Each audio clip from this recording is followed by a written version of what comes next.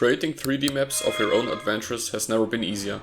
I wrote a Blender add-on that has been downloaded over 3000 times across MakerWorld and Printabyss, and in this video I'll show you some examples, walk you through all the features, and explain everything step by step so you can create your own maps. I will add timestamps so you will always find what you are looking for.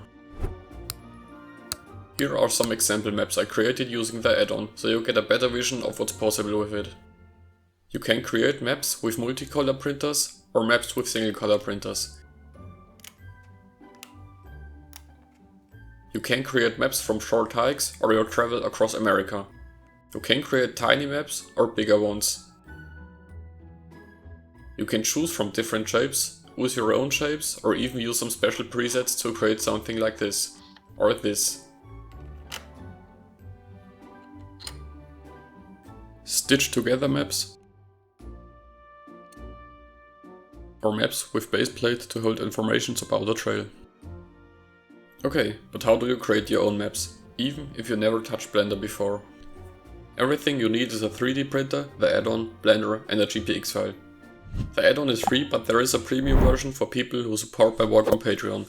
This version has a few more features which are also explained in this video. Those features will be marked with a little Patreon symbol on the bottom. Let's start with the GPX-File. This is the common file format for GPS tracks and is supported by almost every app, website or device that has anything to do with GPS tracking. I use Komoot to track my trips, so I select a route I want to use and hit download. If you haven't tracked one of your routes, you can use GPX Studio in your browser, recreate it and download the GPX file. Next up is Blender. You can download it on blender.org for free. Use the latest supported version to avoid any issues. Now download the add-on from one of the links in the description. In this case, MakerWorld. After installing Blender, open it. Go to Edit and Preferences. A new window opens. Go to Add-ons, click that little arrow and hit Install from disk. Select the add-on and confirm.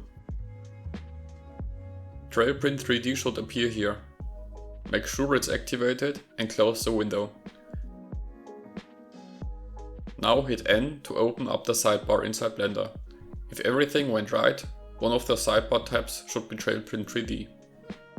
Now let's create your first map. This is the user interface for the add-on. You can open and close it by pressing N. First select the GPX file by clicking on this little folder and select the file.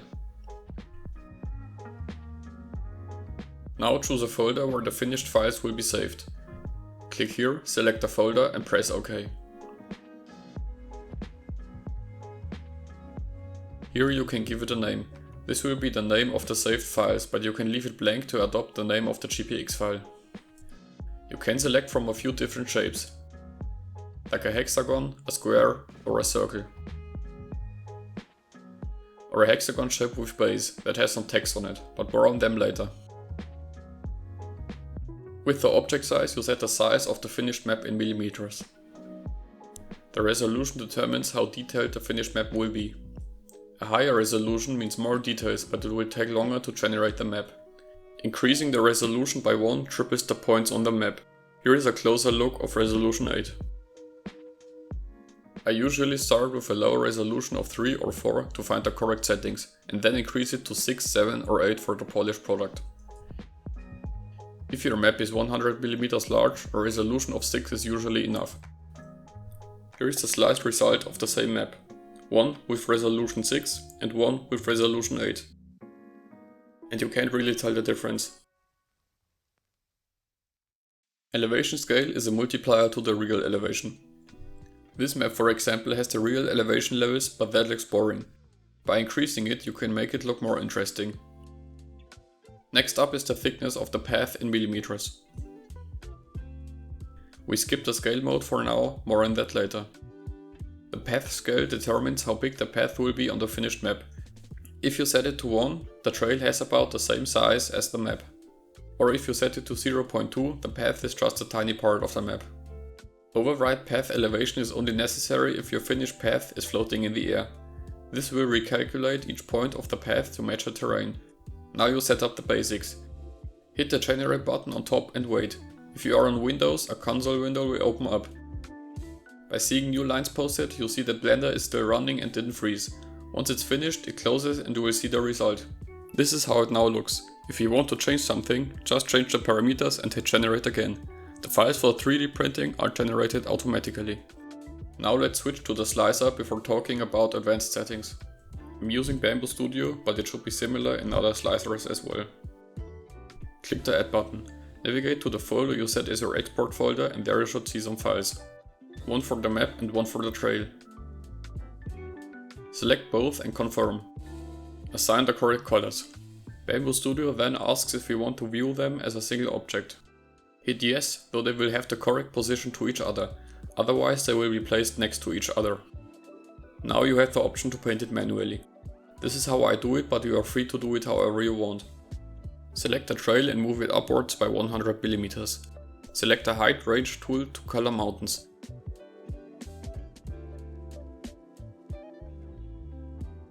Use the fill tool to paint lakes. Some lakes have to be painted by hand, or you just leave them out. No one will find out anyway.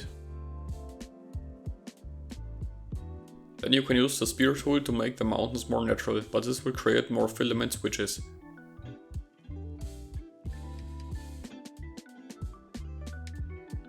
Move the trail back to its initial position. Now hit print and enjoy the result. Now that your first map is finished, why not join our Discord and share some pictures of it. Here are some maps created by others in the community.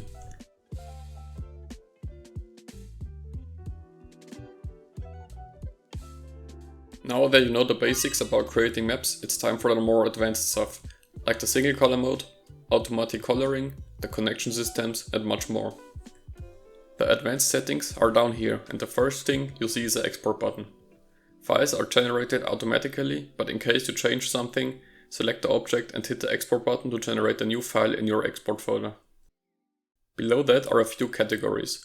The first one is about the map. Fixed elevation scale sets the default elevation from the lowest to the highest point to 10 mm, no matter how flat or steep your map is. Elevation scale then applies to that afterwards. Use it if you want consistent map height. Min thickness is the minimum thickness of the map. Shape rotation allows you to rotate the shape of the map. X and Y terrain offset allows you to move the map so the trail is no longer centered. With the single color mode enabled, you will get a map with a cutout as well as the trail with a flat bottom. You can then print those parts separately.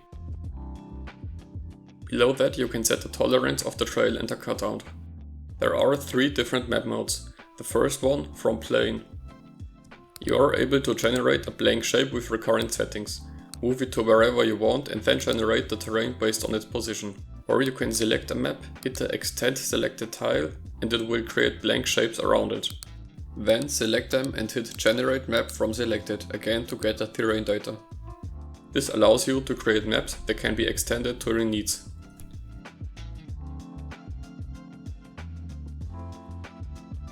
Tile spacing is the distance between those tiles. Note that the extend feature only works for shapes that can be aligned next to each other. It won't work for a circle, for example. From point allows you to enter a latitude and a longitude as well as a radius in kilometers. You can then either generate just a map or the map with the currently selected GPX. But keep in mind that depending on your inputs, the trail will be on a completely different location. 2 points allows you to enter 2 points to generate a map based on them. Merge with map allows you to project an object onto the surface of a map. Select the map first, then the object and click the button. The next category is multi-generation. Instead of selecting a file, you select a folder that contains multiple GPX files. This can be used if you have separate GPX files of a multi-day trip or if you want to map down all the tours you did in a certain region. Include elements allows you to generate water, forests and city boundaries with your map. But note that it only works for lakes and rivers, not yet for the ocean. This is how you can generate these colored maps. You have 2 options, directly paint the map or generate them as separate objects. Each of those elements will be its own file. Just load those files together with your other objects in your slicer. If the objects are marked as non-manifold, repair them by right-clicking and hit Fix Model, otherwise the results may be weird. In the pin category, you can set pins based on coordinates. This will create a tiny pin on that location of the map, in case you want to highlight something. You need to manually export the pin after generation. The same is possible by entering a city name. If there are multiple cities or villages with the same name, it chooses the one which is nearest to the map center.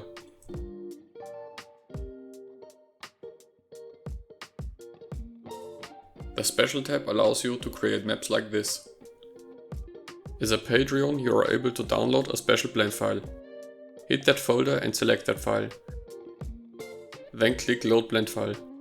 Choose an element from the collection drop-down. At the end you'll see a size. Now create a map like you normally do, but use rectangular shape and use the size shown in the selected element.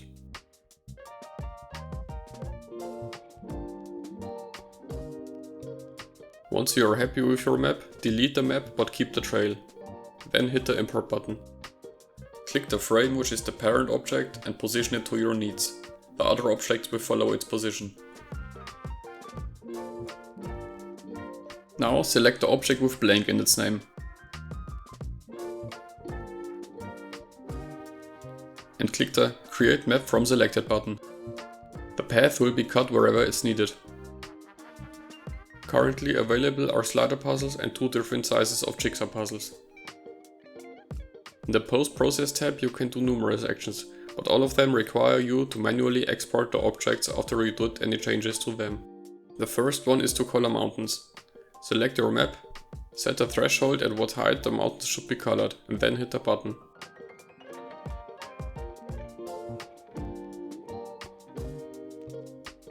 You have the option to create contour lines as a separate object.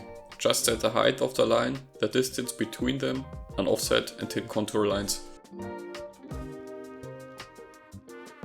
The next one is to rescale the map. Select all objects of the map by dragging over it. Set the multiplier and hit rescale to change the elevation.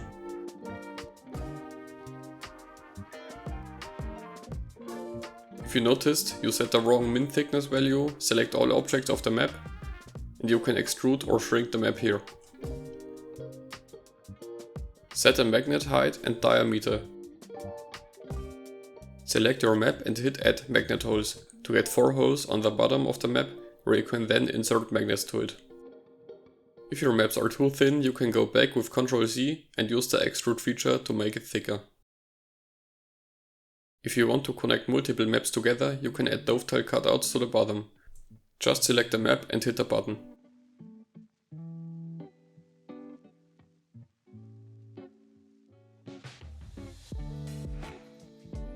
I've prepared a few connectors that allow you to connect them for a fixed distance. In case you are printing multiple tiles for a stitched together map, or whatever you are going to do, you can select the maps and add a text on the bottom by hitting this button, so you can later tell which map is which.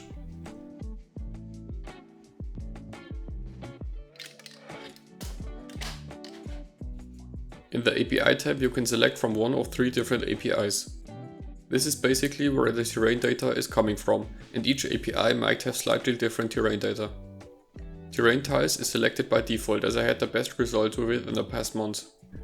It's reliable, has detailed data for almost every location on the world, and is by far the fastest of those 3. Open Elevation doesn't have detailed data for the whole world.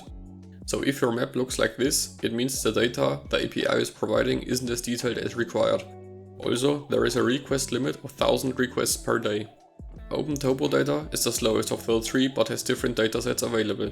Only change the dataset if you know what you are doing. And there is an option to enter your own domain if you are hosting a database by yourself. Additional info just shows some more info and is mainly for debugging. By selecting a map and clicking the Generation Settings button, you will see the settings used to generate this map.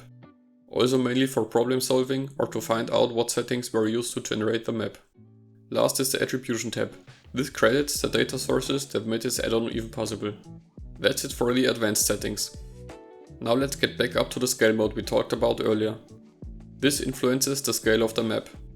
With map scale selected and a path scale of 1, your path will roughly be as big as the map.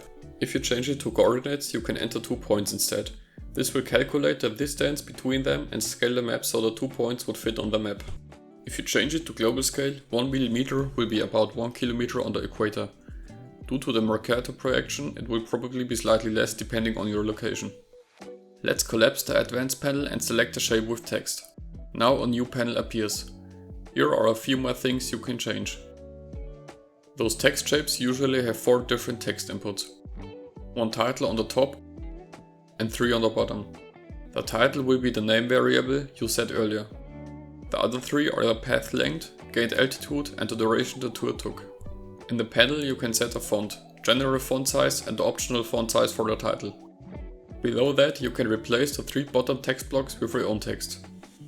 Here you can set the thickness of the plate and the diameter based on the map size. The plate insert value will create a cutout of the map so you can assemble them more easily if you print the plate and the map separate. Text angle allows you to rotate the text. Now that every feature is covered, it's time for more general stuff. Objects that are on the same position of the map you are going to generate will be deleted. So if you want to keep the model, select the map, hit G, press X and move it.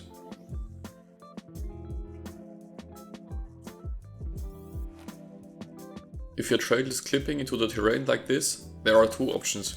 Either your resolution is too low, or your GPX elevation is different from the dataset. In this case, enable the Overwrite path elevation function. I recommend using this wall generator to get cleaner prints and to be able to print smaller details like tide rivers.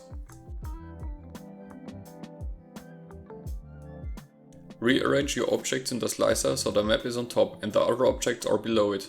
If 2 objects have overlapping parts, the slicer will use the one further down below for that area. If your map looks like this or this, it means there are problems with the dataset of the API and that I have corrupt data for that area. Try a different resolution or one of the other 2 APIs.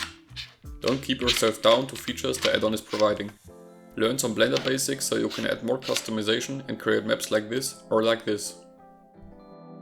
Now you know everything you need to get started. I hope this helps you to build your own maps. And if you like to dive deeper, I share extra tutorials, early previews, project files, updates and much more on my Patreon. You finally reached the end of the video. Thank you for watching and see you on the next one.